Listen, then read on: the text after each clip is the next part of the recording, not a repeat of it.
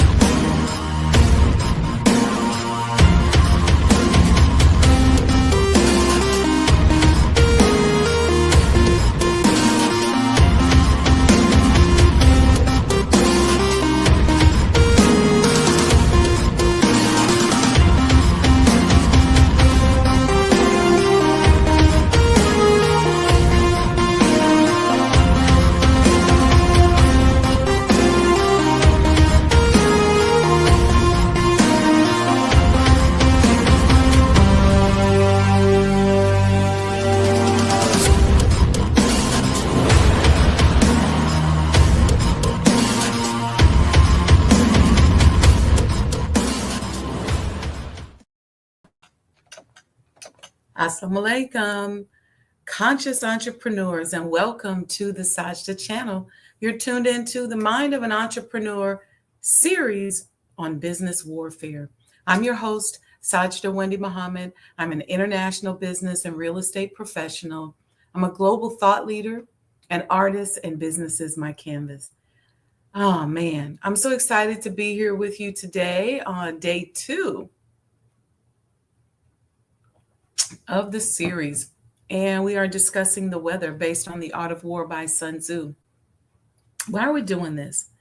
I'm not doing it so that you can give up, so that you can feel overwhelmed, so you can throw up your hands, but so that you can strategize and win. With the right mindset and the right behavioral adjustments, trust me, you can quantum leap over all of this competition. Now, yesterday, excuse me, we did a brief overview, okay, on some of the basics of business warfare. We talked about some tactics to help protect and defend yourself, and we discussed some very public examples of business warfare.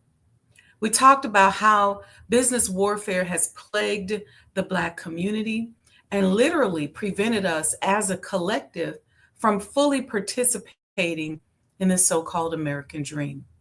But we are also told to qualify ourselves for leadership and that one day the bottom rail would be raised to the top and that we would have to rebuild the wasted cities of America. We are talking about warfare and must understand in context that we are told to fight with those who fight with us and to never be the aggressor. How do we then identify when we are being attacked and when war is being waged against our businesses? Sometimes it's so covert and so deceptive that we rarely, if ever, see the economic blows coming. How do we prepare ourselves to open businesses, create generational wealth, do for self, and navigate the world of business when there seems to be a system that is set up to prevent us from doing for self? So, this series is designed to spark new thought, strategies, and to help us think outside the box. We have a tremendous responsibility and a math problem that must be solved. How will we lead when it's our turn? How to develop businesses that do not create predatory dependencies and repeat some of the same mistakes that have plagued our communities. We have to build new business models. Old business models no longer work. We can't just slap a black face on existing failing business models and define that as a success. We need a new way of doing business, one that supports the needs of our community and introduces much needed goods and services into that very community. But we must do a better job at strategizing and protecting ourselves. Yesterday, we also watched an overview of The Art of War by Sun Tzu, and today we're talking about the weather. Hope y'all doing okay. I see y'all in the chat. Welcome, welcome. Thank you for joining. When I began to study this topic, I couldn't help but be reminded of the historical teachings I learned in my early days as a Muslim, most specifically in the book Fall of America, where the Honorable Elijah Muhammad states, America has mistreated the Black man for 400 years, and she does not think that there is ever a God who will accept her Black slave and return on her head the injustice done to her Black slave. We have been told countless times to watch the weather. When we're dealing with all of this and we're listening to this business warfare and all this, sometimes it looks and seems so big. And I read that statement because I want us to remember that there's a power bigger than all of this, that we can plug into, tap into, and with the right strategy, we can begin to accelerate our growth and development and take care of ourselves. How does the Honorable Elijah Muhammad's words about the weather tie into us doing for self and going for ourselves? Is there even a connection? Let's talk about weather for a minute. I'm drinking water today because I have to hydrate myself. When it gets cold, there's a tendency to get really dry. Anyway, weather has several definitions, okay? It is the state of the atmosphere at a place and time as regard to heat, dryness, sunshine, wind, rain, etc. Our lessons ask what makes rain, hail, snow, and earthquakes. Weather also means to wear away, okay, or change the appearance or texture of something by long exposure to air or wind, or to come safely through something, like through weathering a storm. It can also mean the state or vicissitude of life or fortune. It can be used to refer to exterior conditions. Think about this all in context to your business. Weather. What's it like? Are you weathering a storm? What are the conditions? In The Art of War, Sun Tzu emphasizes the importance of weather as a factor in military success. He says that it is the interaction of natural forces, such as the effects of winter's cold and summer's heat. He wrote this: know the ground, know the weather. Your victory will then be total. He considered weather to be one of 5 fundamental factors to consider in battle, along with terrain, leadership, discipline, and the way. And those are the 5 factors that we're going to be covering in this 5-day series. Today is day 2. Now, weather conditions can affect the health and morale of your employees, your staff, your members, which can impact your business operations. Okay? Weather can significantly impact success by influencing their mood. It can influence your mood. It can motivate you. It can impact outdoor activities and even business operations, with pleasant weather often leading to increased productivity and positive feelings, while extreme conditions like heat, rain, or extreme heat can disrupt activities and decrease productivity. How does the weather impact your business? What about your customers? What about your employees? What about you? I want to say this because a lot of times we get really bothered, like we wish there was no winter. But even in nature, there's a time where things kind of dry out and start over and grow again. And so you will have winters and weather conditions in your business. Your business will go through cycles like it's springtime. It'll go through a summertime. It'll go through a fall. I do an exercise with my clients where we identify where are we in our climate cycle as a business. Are we just talking about rain, snow, hail, and earthquakes? What is the climate in your industry? What is the climate of your company or your organizations on the inside? So if I come to your company, and one of the things that we oftentimes had to do as consultants when we would go inside is write a report on the tone, the corporate tone or the corporate client. And one of the ways that we would sell services is by going in and assessing the company's climate or the organization's tone. And so I got pretty good at reading organizational climate or corporate climates by watching how people interact, watching how new ideas are implemented, watching what things people emphasize.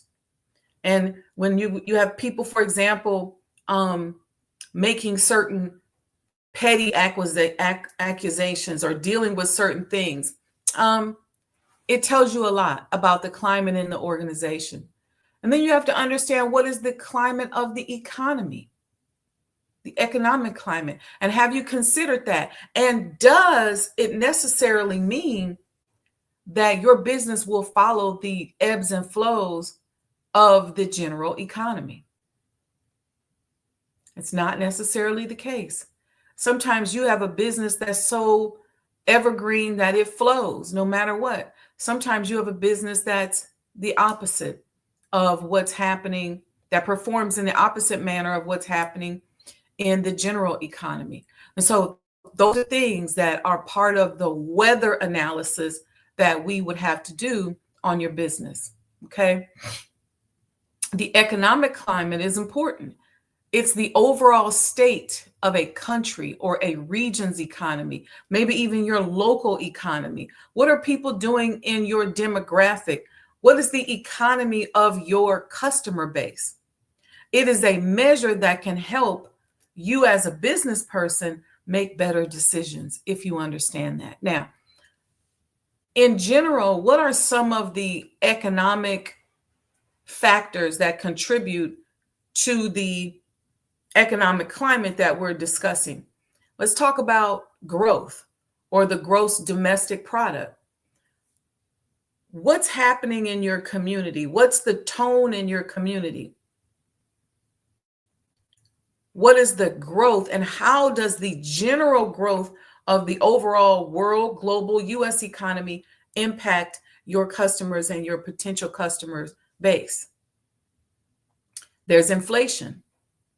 Is your particular demographic hit harder by inflationary conditions or interest rates?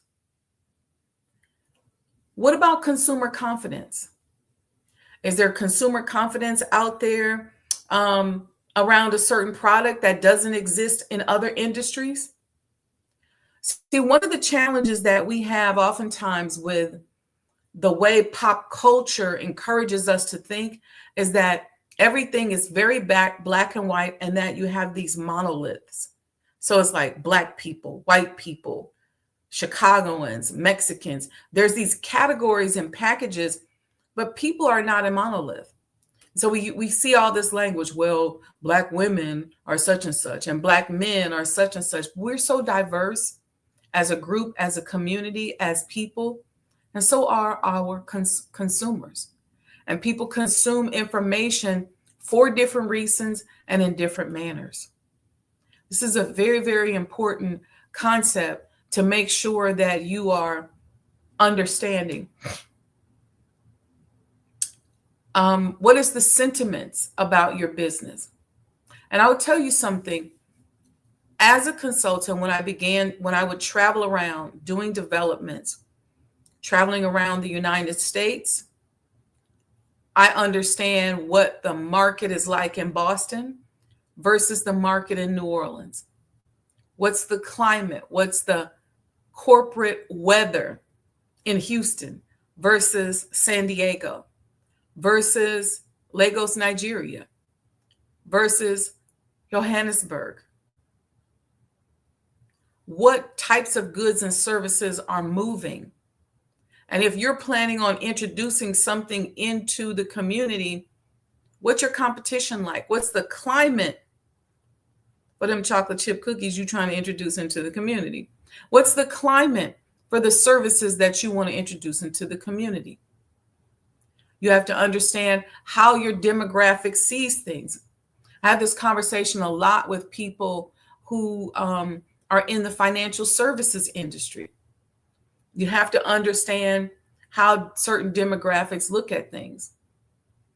And oftentimes, financial services people are kind of considered, they're looked at in a certain way because oftentimes they don't know how to read the climate. They don't understand when it's time to pivot and make certain moves. Some of them are very tethered to institutions and very institutionalized, and they may not understand what the climate is like for the people who are more likely going to trust them with their financial services needs. It's a big thing.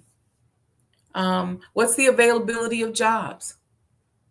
A strong economic climate can lead to higher consumer and business spending, which can increase demand for products and services. And a weak economic climate can lead to lower sales and reduced demand. We would sit down and define your economic climate. Your economic climate can have a significant impact on businesses, like the demand for your products and services, access to capital, cost of goods sold, competitiveness, It significantly impacts businesses by influencing customer spending, access to financing, costs of inputs like labor and material, overall demand for products and services, business confidence, ultimately affecting a company's profitability and ability to expand or invest in new projects, depending on whether or not the economy is strong or weak. And we're talking about the broader economy. We would have to look at your regional economy, and we're talking about your economy and the economy of your customers. It's interesting. I was at an event yesterday, and we were having a conversation about food deserts here in Chicago. And they were talking about, you got these areas where the communities are impoverished and they don't have enough money to, or they don't have access, they don't have enough money to move around, and they don't have enough money to access certain types of food. Okay. And a friend of mine brought up the economic climate. They said, well, no, because while that may be the case that there's a food desert in their area, but they will travel to go purchase Jordans. They may travel to go to certain restaurants. So it depends on the mindset towards the product or service as to whether or not people will make more of an attempt to come out of that current economic condition to acquire it. Now, certainly every community definitely needs the proper food in their community. But what is that really, and how do we really analyze that? And how do government officials kind of come down to the community level and engage in the community to really understand what is needed so that they can properly address the needs of the community? All right. How many of us as business owners have ever taken an economics class? I personally loved economics class. I took at least one every year, one or two every year that I was in college. But today you don't have to go to a physical classroom. You can take it online. But you should know the basics of what makes up the orchestration called economics. I don't call it the science of economics, because to say that it's a science would be saying that economics is the same to business as biology is to medicine. It's not necessarily the case. I did a whole show on that. You know, the Honorable Elijah Muhammad told us to focus on the needs of the people. And as I mentioned, how do you know what the needs of the people are? Focusing on the needs of the people can help guard against the economic ups and downs, especially when the economy is not productive. Focus on the needs of the people means to prioritize and actively address the concerns, wants, and essential requirements of the community or individuals you are serving, ensuring that their well-being and quality of life are considered paramount in decision-making and actions taken. Now, if you want to learn a little bit more about that whole concept of focusing on the needs of the people, go back and check out my series on the accomplishments of the Muslims, because in that series, we talked about the various types of businesses that are built around the needs of the people. And we talked a lot about how to assess the needs of the people. All right, we're going to take a quick break, and I want to show you a video of the Honorable Elijah Muhammad. It's really short, talking about the needs of the people. So we'll be right back. Don't go anywhere, okay? Because I just want you to pay attention. I'm going to show you a little quick commercial too.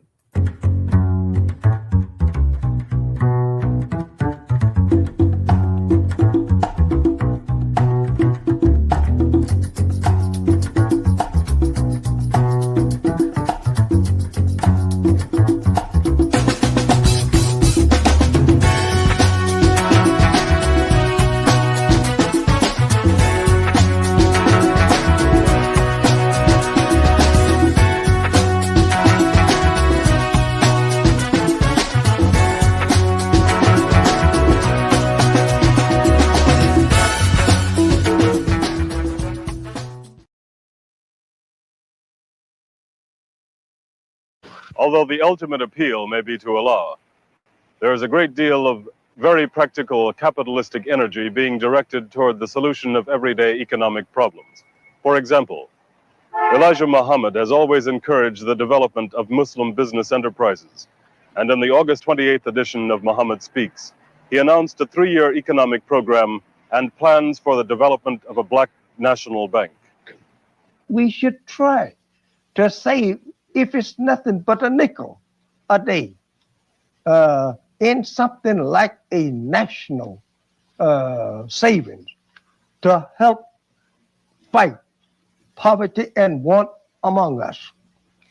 And in so doing, we would ease a lot of suffering that we are now undergoing if we just had a little of our earnings put up for that purpose. We have no rights to go around and fight the white man to move inside neighbors. We should go to work and take that money and buy areas for ourselves where he is not, say, taking over for his own resident. Buy it from him if he will sell it to us. And if he don't sell it to us, then it is time then to take that money and try to buy your area somewhere else. On the back of each issue of Muhammad Speaks, you will find this statement. We want our people in America, whose parents or grandparents were descendants from slaves, to be allowed to establish a separate state or territory of their own, either on this continent or elsewhere. We believe that our former slave masters are obligated to provide such land and that the area must be fertile and minerally rich. We believe that our former slave masters are obligated to maintain and supply our needs in this separate territory for the next 20 to 25 years, until we are able to produce and supply our own needs. Is this an idea that will attract more and more American Negroes, or is it another cultist pie-in-the-sky notion?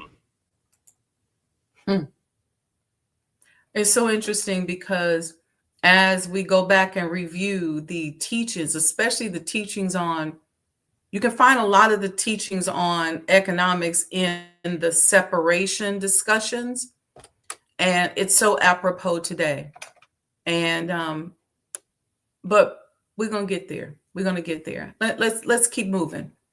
What is the climate like within your organization? I want to bring this back to us as conscious entrepreneurs. All right, we're out here. We're like, all right, we heard you, dear Holy Apostle. We're going to start supplying and working on the needs of the people. And so we have to ask ourselves, what is the climate within your organization? How has the espionage that you learned about yesterday that could be going on in your company or organization impacted your corporate climate? Your corporate climate can also be synonymous with your corporate or organizational culture. What's it like in your organization? What's it like to work for you? What's it like to be a member? Is it structured and disciplined? Is it fear-based and filled with dogma? Do people speak up and share information? Are people treated fairly?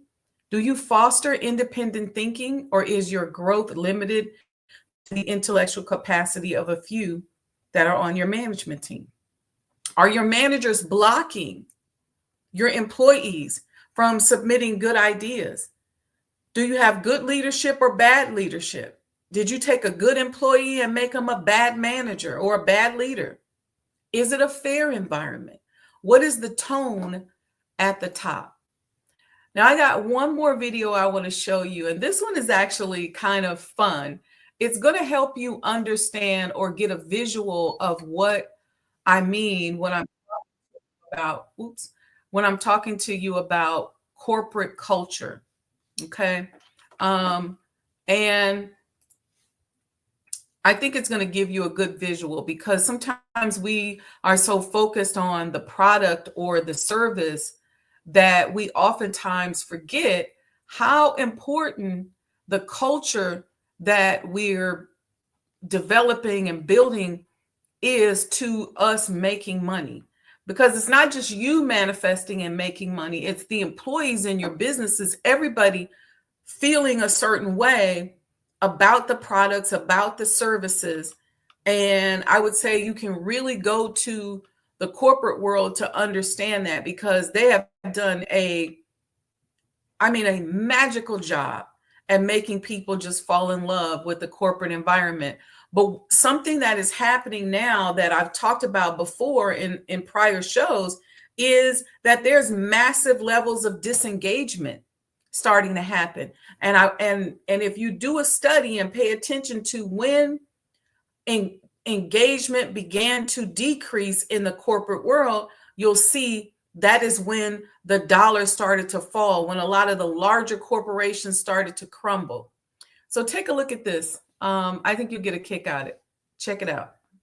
We're trying to get a feel for how people spend their day at work.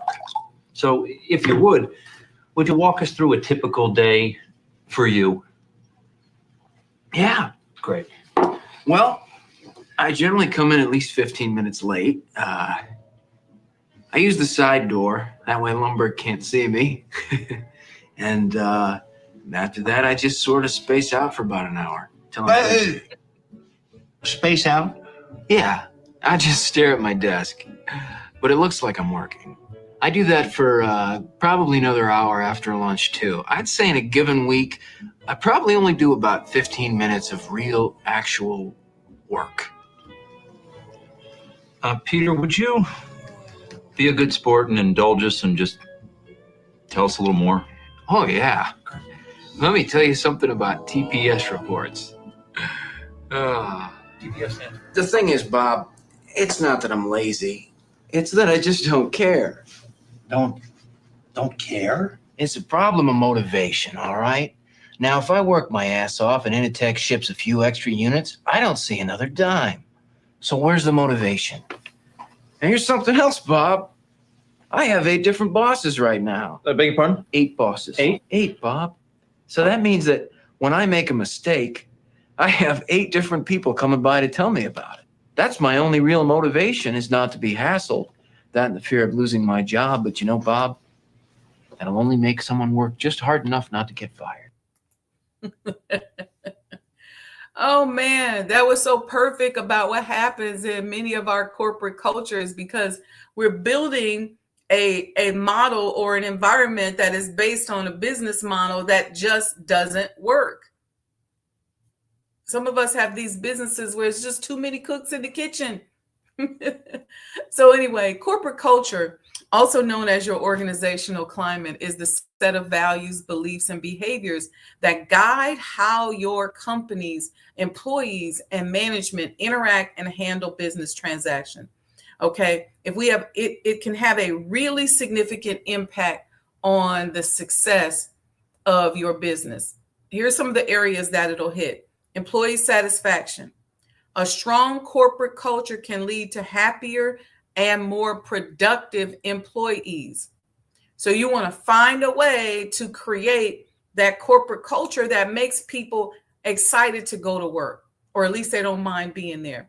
I think about the Jennifer Hudson show and how she's got that tunnel and everybody's performing and singing. They call it the happy place. So she calls her company and her environment the happy place, or the studio the happy place. That says a lot about the culture that they are working to foster there. And I guarantee you it's going to change the employee satisfaction levels as well as the performance. Performance is important. A strong corporate culture can help employees remain engaged and perform well, even when things don't go according to plan. So if things don't work out, if people really want to be there, they're either going to try to help solve the problem or they're going to just hang in there. Are you dealing with a large percentage of disengaged employees or members? Employee disengagement is very costly to organizations. I did an entire show on this. One of the quotes from the show, that I'll quote this again, according to Gallup, disengaged employees have 37% higher absenteeism. Let me say that part one more time. When you have employees or members that are disengaged, in comparison to other companies, you have 37% higher absenteeism rate. you have an 18% lower productivity. So your productivity is automatically, or on average, I'll say, going to be around 20% lower than your competitors when you have disengaged employees. Okay. And ultimately your profitability is going to be between 15%, 20% lower as well. When that translates into dollars, you're looking at the cost of 34% of a disengaged employee's annual salary, or $3,400 for every $10,000 they make. So when you got people in your company that are like that man in the video, this is the idea of automatically, when we come in and assess your business, we can tell what you're losing in comparison to your competitors. What does that mean? So somebody like myself, probably those other two guys on the other side of the table, I don't know. When I walk into a company, into a business, into a restaurant, and I see employees or members who are disengaged, people who are just kind of there just to collect a paycheck, or just because they don't want to get fired, or they don't want to get, kicked out of the group, I can automatically make certain assumptions about productivity and profitability, simply because I know how much that disengagement is costing you. Okay. So the corporate climate also affects the results of the businesses. Okay. When you have a strong corporate culture, like we talked about, like the Happy Place, Jennifer Hudson's studio, for example. I don't know. I've never worked there, but I'm just saying, and I don't know anything about them. I don't have any insight other than what I've seen on videos. I'm just saying, when you have leadership that is focused on creating a certain culture, it's going to change your results of your business. Okay. And sometimes you just have to ask yourself questions. Things like, do your employees feel free to offer new ideas or to report any slackness or weakness or wrongdoing? See, I put that kind of stuff in my policies and procedures, and require that we assess on a quarterly basis. What are employees feeling like? Do they feel comfortable if they see something wrong? If they see something, will they say something? And then if they say something, will my managers do something? Okay. What type of culture does your employee or leadership mix produce? Sometimes you go into a business and you're trying to turn it around, so you really need a taskmaster. You bring somebody in who don't play, and they go in there and they whip everybody in the shape. That may not be a person that needs to be in a leadership position on a long-term basis, because they might be too rigid and too structured, and they may be stifling creativity. And so you may have people who are working under that manager that you brought in who just are kind of there. They don't offer any new ideas. If they see anything wrong, they're not going to say anything because they don't want to be judged. So that type of employee may be a short-term person in that position. And you got to create a culture where people understand that if you want to move people around and you see the need to move people around within the organization, you can do that. And so getting employees to not feel like they own a position is a very important skill that you have to work on. And it's really a lot about communication. So we got to talk about improving our internal climates, all right, of our companies. I want to give you a few ways in which we can do that, and then we're going to be out of here for the day. Number one, make your employees feel valued and recognized. I know entrepreneurs who come to work every day and they don't even speak to the staff. She said that Regional Sky Girl said that's why flight attendants call out 3 hours before flights. Yeah, I could see it. It's the culture. But what are you doing as a leadership team to make the employees feel more valued and recognized? And I'm not talking about fake stuff. How do you provide positive feedback, or do you even provide positive feedback to your employees? Do you reward success? Do you offer any practical perks for working with your company? Do you trust your staff? Can they be trusted? That affects the corporate climate as well. How flexible or nimble are you? Or are they? See, again, you may have to, because a company may be in a position, you may have to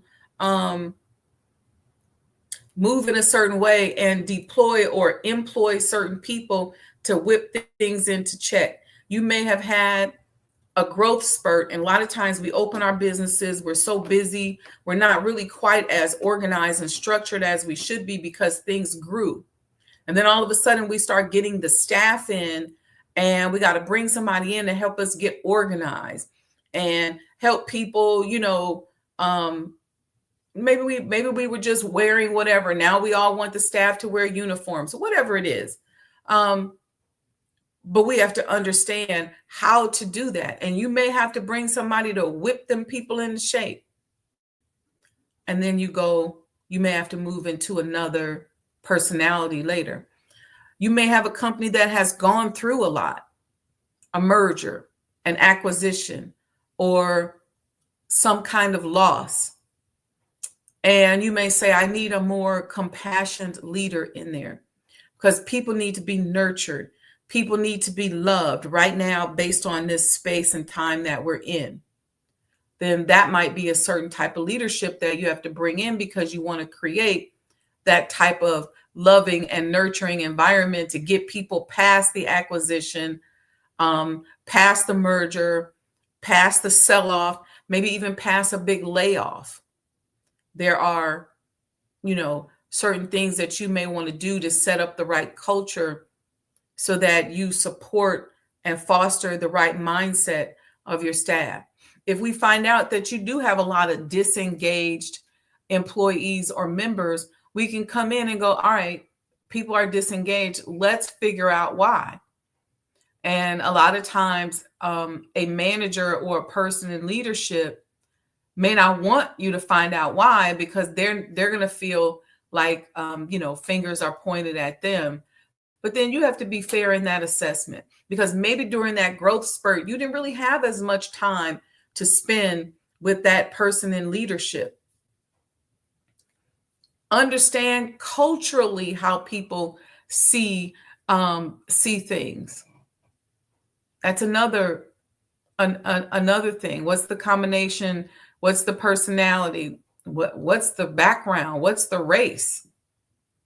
It shouldn't matter, but it does. And if anybody tells you that it doesn't, then they're lying, because it absolutely does. Because oftentimes, if you're not from a culture, you may not understand that culture. Industries have culture. There's a different culture in the trucking industry than there may be in the healthcare industry or in the travel industry. Cultures are different. And that is the weather. That's the culture is the weather that we're talking about. Okay. Do you have a well-defined mission or vision or goals? Are you good at listening and implementing ideas? And do you give your managers or executives permission to just sit down and listen to ideas? And here's another thing. And I say this a lot to nonprofit organizations, because you have to remember, if you have a board, you're going to corrupt your board if your board is also in charge of operations. That's a problem. And so you're going to create a form of corruption, and you're not going to have that flow of information going back and forth. That's a challenge, especially with smaller organizations. There's another piece where you may have a board member that gets a big assignment, or they may be really busy because you guys are going through your busy season or an audit or something that's really taxing your time. Make sure that you build committees under each of those leaders on your board, so that while they're focusing on something else, you can have a committee and a committee chair that can be working on that idea, that concept, that improvement, that thing that you all want to do. But if you just say, okay, I got this one board member, this board member is in charge of operations and implementing the new ideas, and whatever else comes up, it's never going to get done. And your board is just going to sit there stagnant. It's important for these boards to begin to come up with additional funding opportunities. And you can't just put it all on like one person on the board, but raising money is important, and having activities that generate funds that can be invested right back into the organization is very, very critical. Because if we come up on a time where there's a particular administration that may not be into what your organization stands for, they just may not really care about it. So if you're getting government funding, grants, and things like that, it may not stay at a certain level. You may be at 100% in terms of the funding that you need this year, but next year you may end up at 50%. What are you going to do to fill that gap? And what activities can your organization do to begin to generate things? I work with nonprofits to talk to them about not creating a climate where all you do is ask people for money. What are you giving back? What are people getting in exchange? How do you create that flow, which is going to make it easier and give you a little bit of a different corporate culture, so that people feel a certain way about working with you? Okay. So that's my talk on the weather. Okay. Remember that the concept of the weather is very multifactorial. I know business is way more than just focusing on your craft. It is, in fact, warfare that involves both internal and external affairs. I want you all to tune in tomorrow. I thank each and every one of you for coming today. Tune in tomorrow. We're going to be talking about the terrain. Remember, it's based on the 5 key factors that Sun Tzu in The Art of War said are important.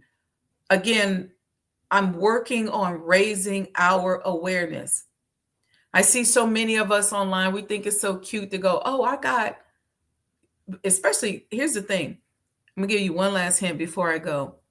If you have, let's say you're an influencer, okay, and you get millions, thousands, millions of views, and you decide that you're going to launch a brand.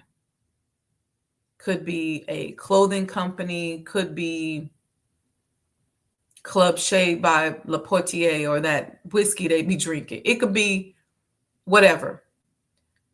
With your level of influence, you are going to attract a healthy portion of business warfare. And it's not enough to stand up in front of those that you influence and say, I got this product and this is what we doing. And if you need something, come to us. Because guess what? The mercenaries are going to be up in your business. The competitors may get to your manufacturers or your vendors. But warfare is going to start. Why? Especially if you're an influencer. So here's the thing. Sit down and strategize.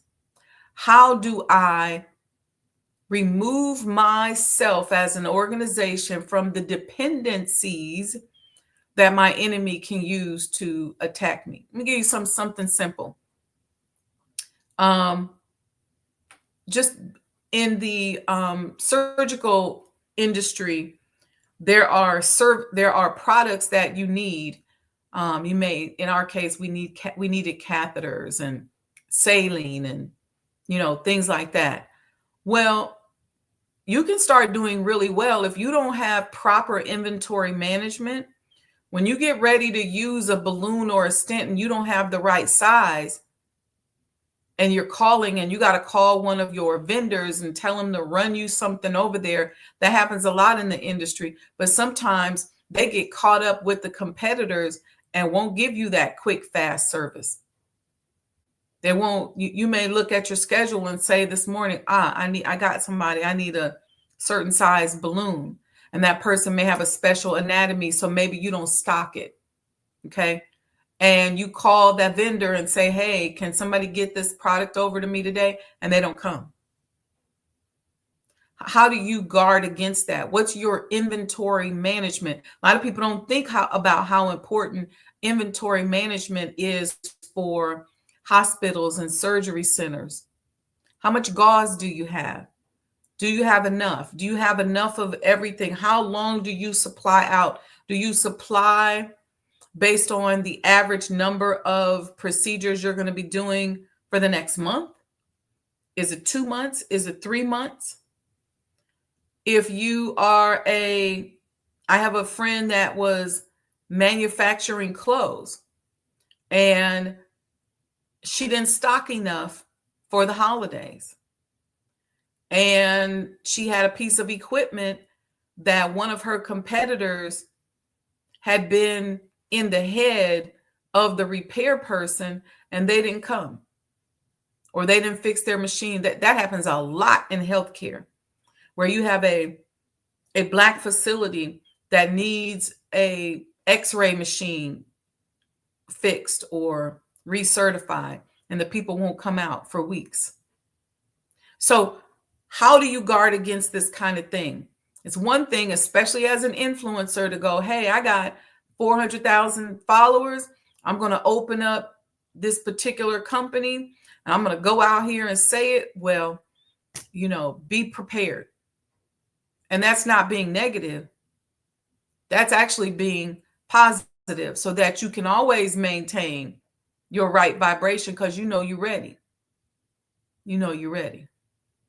All right, family. We will see you.